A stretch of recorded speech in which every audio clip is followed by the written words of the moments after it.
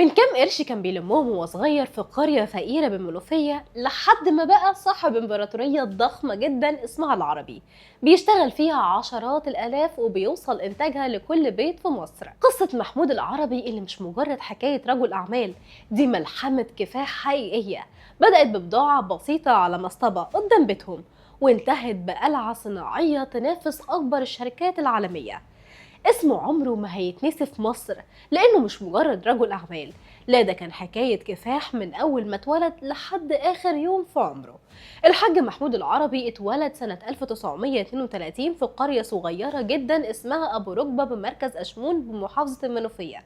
اتولد وسط أسرة فقيرة جدا، ما كانوش لاقيين حتى يورثوا شبر أرض. أبو الحاج محمود اتوفى وهو لسه عيل، واضطر من صغره يشيل هم البيت ويساعد أسرته.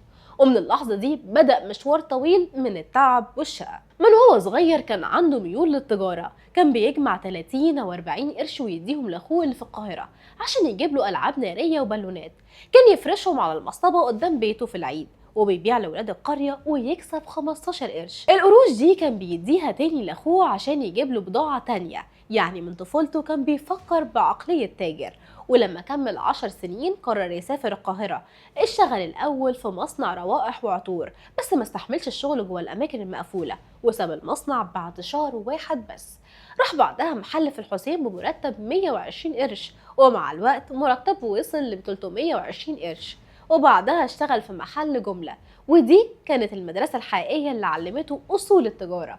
فضل في المحل 15 سنة، مرتبه وصل ل 27 جنيه، مبلغ كبير جدا وقتها، وقدر يتجوز وكمان يكون نفسه. الحاج محمود قال إن في سنة 1963 قرر يعتمد على نفسه، بس ما كانش معاه فلوس كفاية، واتفق مع زميله إنهم يدخلوا مع راجل غني يساهم بالفلوس وهم بالمجهود برأس المال 5000 جنيه. فتح أول محل في الموسكي، وبعد 3 أيام بس من الافتتاح الشريك تعب وساب المحل.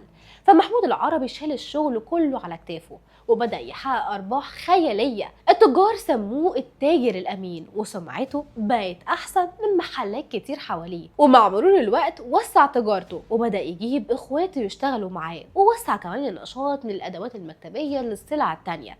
لكن لما الحكومة قررت توزع أدوات المدارس مجانا تجارته وقفت. وهنا كانت اللحظة اللي غيرت حياته بالكامل. قرر يدخل مجال الأجهزة الكهربائية وبدأ يستورد تلفزيونات وراديوهات وكمان كاسيت.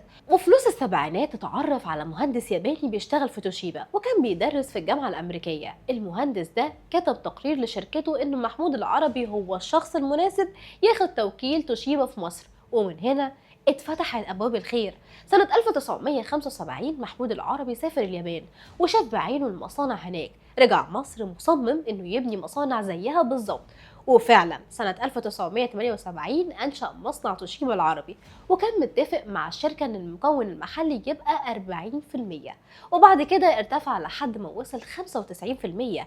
يعني قدر يحول الأجهزة من مجرد مستورد لصناعة مصرية كاملة. كبرت المصانع وكبرت معاها مجموعة العربي، وبقى عندنا قلعة صناعية مش بس في القاهرة، لكن في منها والمنوفية وكمان الصعيد. آلاف العمال بيشتغلوا ويكسبوا قوت يومهم من ورا حلم واحد بدأ بقرشين وأمان الطفل فقير. مش بس كده، محمود العربي كان معروف عنه التواضع، عمره ما اتغرب المناصب أبدا. حتى لما دخل البرلمان مرة واحدة اعتبرها تجربة مش مناسبة ليه، وقال السياسة ليها رجالتها وأنا تاجر وصنايعي، ورفض المناصب السياسية تماما. لكنه عمره ما رفض الخير، كان بيعمل مستشفيات خيرية ومدارس ومعاهد دينية. وفي حياته كلها عمره ما أخد قرض من بنك، لأنه كان بيقول اللي معاه قرش يشتغل بيه، واللي ما معهوش يشتغل لحد ما يبقى معاه.